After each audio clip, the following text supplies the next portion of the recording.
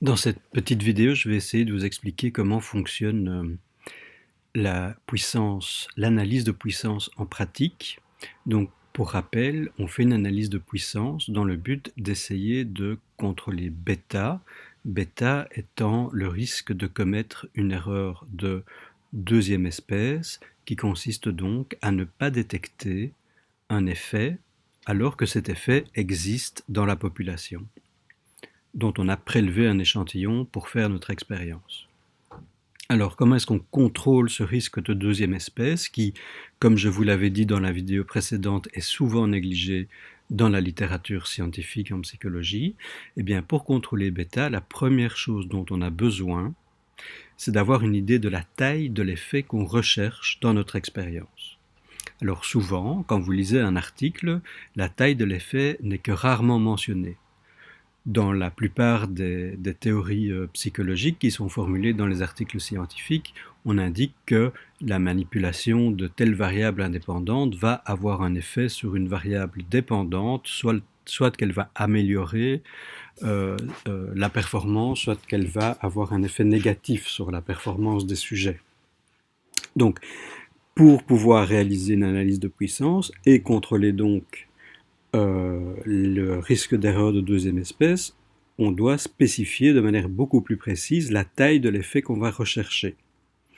Alors c'est pas toujours facile, a priori, d'avoir une idée de la taille de l'effet qu'on recherche. Donc les tailles d'effets en général sont mesurées en écart type pour que il n'y ait pas de problème d'unité, c'est-à-dire est-ce qu'on peut s'attendre à un écart type de différence entre la distribution des performances dans telle condition expérimentale par rapport à telle autre, ou un demi-écart type ou deux écarts types. Bon, ben, c'est pas évident. Alors, ce qu'on peut faire, c'est se baser sur des résultats qui ont déjà été publiés, et c'est ce que je vous propose de faire ici. Donc là, ce que je vous montre sur cette slide à gauche, ce sont les résultats d'une étude qui a été publiée par Stanislas Dehaene, Lionel Nakache et leurs collègues en 2001 et qui s'intéressait à l'effet de la perception subliminale sur le traitement des mots. Donc ce qu'ils ont fait dans leur expérience, c'est présenter un mot. Donc là, vous avez le mot radio qui est présenté en majuscule pendant une période très brève de 29 millisecondes et qui est précédé et suivi par un masque, c'est-à-dire cet ensemble de formes géométriques qui vont en fait supprimer toute image rémanente sur la rétine, ce qui fait que le participant qui est dans cette expérience n'a pas l'impression consciente d'avoir perçu le mot radio en majuscule là qui est présenté sur l'écran pendant ce temps très limité. Et dans un deuxième temps, après le deuxième masque, eh bien on présente au sujet le mot radio, à nouveau ici mais en minuscule, pendant un temps suffisamment long pour que le sujet puisse faire une tâche sur ce mot, une tâche telle que dire si c'est un mot ou un non-mot par exemple. Et on va mesurer le temps que met le sujet pour faire cette tâche sur ce mot radio, ici en minuscule, qui s'appelle la cible en fait. Radio en majuscule s'appelle l'amorce. Et la question que Dehaene a posée est: est-ce que le traitement du mot cible, radio en minuscule, va être amélioré dans une situation où le mot amorce, radio en majuscule, est identique ou différent du mot cible? Et est-ce qu'il y a une différence dans cette amélioration potentielle qu'on appelle l'effet d'amorçage ou l'effet de priming en anglais, si le mot amorce est présenté en majuscule comme le mot cible, ou alors en majuscule alors que le mot cible est présenté en minuscule, et inversement. Ok, ce que vous voyez en bas à gauche sur la figure B, ce sont les performances des sujets lorsque le mot est identique, pardon, quand le mot amorce est identique au mot cible, représenté en noir, ou lorsque le mot amorce est différent du mot cible représenté en blanc, est-ce que vous avez en fait le temps de traitement nécessaire pour effectuer la tâche sur le mot cible. Et ce que vous voyez, c'est que le mot amorce soit présenté dans une police de caractères identique ou différente de la police de caractères du mot cible, eh bien le temps de traitement de ce mot cible est plus rapide quand le mot amorce est sémantiquement le même que ce mot cible.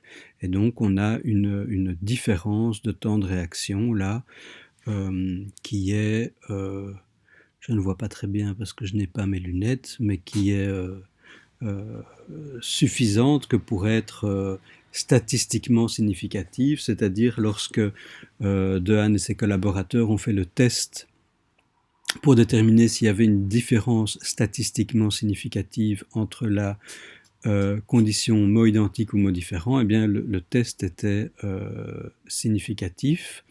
Et lorsque vous regardez attentivement les différences entre les deux barres, donc la barre noire et la barre blanche, que ce soit dans le cas où les polices de caractères sont les mêmes ou différentes, eh bien vous trouvez une différence d'environ 10 millisecondes. Donc c'est un effet qui n'est pas très grand, hein, c'est 10 millisecondes, mais cet effet est statistiquement significatif. Imaginez maintenant que vous fassiez une réplication de cette expérience et vous utilisez le même nombre de sujets que Dehaene, donc 37 sujets en l'occurrence, vous trouvez une différence qui va dans le même sens, à peu près de la même valeur, 10 millisecondes, mais votre différence à vous n'est pas significative. La p-valeur est égale à 0,19, donc vous ne pouvez pas rejeter l'hypothèse nulle, et sur base de votre expérience, les temps de réaction ne sont pas différents, que l'amorce soit identique à la cible ou différente de la cible. Alors, quelles sont les conclusions? Qu'est-ce que vous pouvez faire à partir de là? Première chose, vous pouvez essayer de comprendre en quoi vos deux études diffèrent. Bon, le fait d'avoir testé des Français pour Dehaene et des Belges pour vous, peut-être que ça fait une différence, mais on ne voit pas très bien pourquoi. Peut-être qu'il y a des toutes petites différences méthodologiques, etc., qui permettent de comprendre pourquoi ça marche dans un cas et pas dans l'autre. C'est une possibilité. Une autre possibilité, c'est de, sur base de cette non-réplication, remettre en question les résultats de Dehaene et al., en disant que, ben voilà, peut-être que Dehaene et al. Ont commis une erreur de premier espèce, c'est-à-dire déclarer qu'il y a un effet alors qu'il n'y en a pas dans la population, ou alors, troisième possibilité, essayer de tester plus de sujets que Dehaene, plus de sujets que dans votre réplication, mais dans ce cas, combien? Et c'est là que l'analyse de puissance rentre en jeu. La première chose que vous devez faire pour cette analyse de puissance, c'est donc partir d'une taille d'effet particulière. Dans votre réplication, comme dans Dehaene, la différence entre les deux moyennes, entre la moyenne du groupe Same Word et la moyenne du groupe Different Word était d'environ 10 millisecondes, eh bien peut-être que vous pouvez partir de ce point de départ. De ce point de départ-là, vous cherchez en fait une différence de 10 millisecondes entre ces deux groupes. Donc comme je vous le disais, la taille d'effet est en général mesurée en écart type. Donc pour avoir une mesure de l'écart type, vous pouvez vous référer à nouveau à l'étude originelle ou alors à votre propre réplication.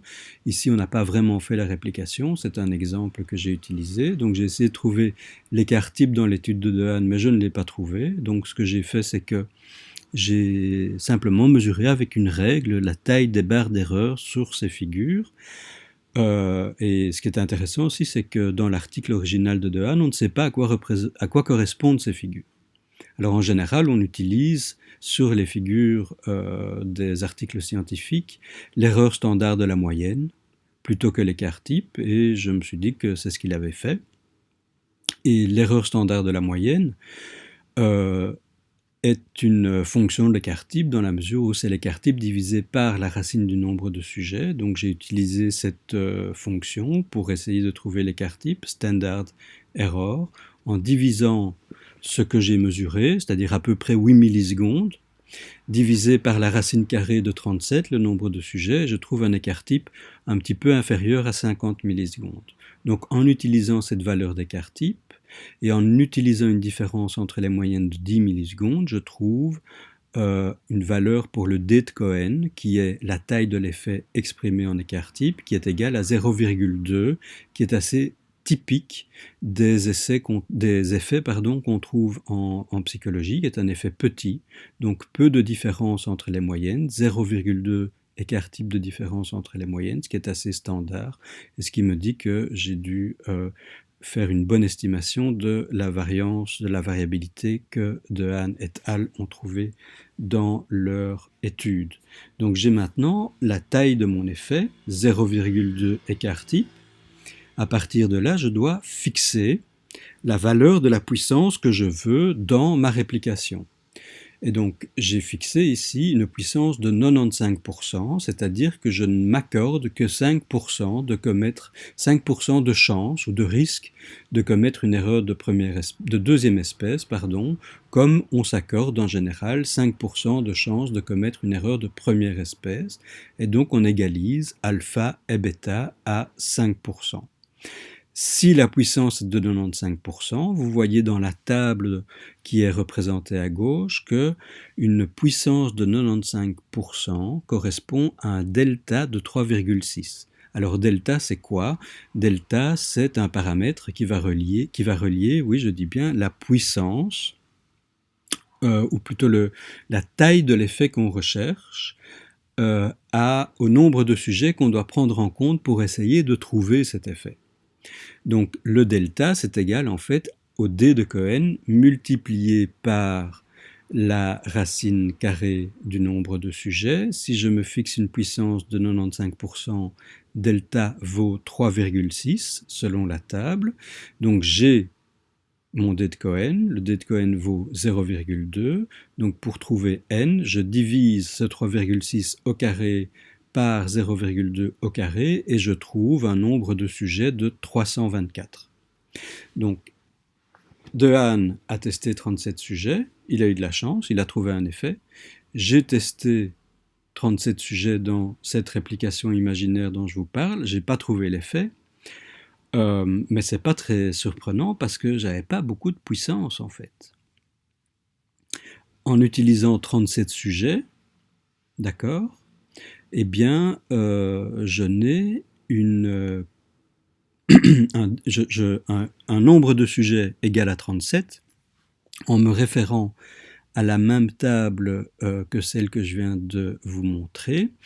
Pour une taille d'effet de 0,2, eh bien, j'ai un delta qui vaut 0,2 multiplié par racine de 37, c'est-à-dire 1,2.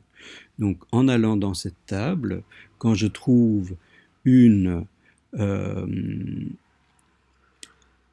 un delta de 1,20, parce qu'il n'y a pas 1,22 dans la table, si j'ai un delta de environ 1,20, eh bien je n'ai une puissance qui est égale que de 22%. C'est-à-dire que je n'avais que un peu plus d'une chance sur 5 de détecter l'effet que je cherchais, qui avait une taille de 0,2 écart type, dans le cas ici 10 millisecondes, si je ne prends en considération que 37 sujets.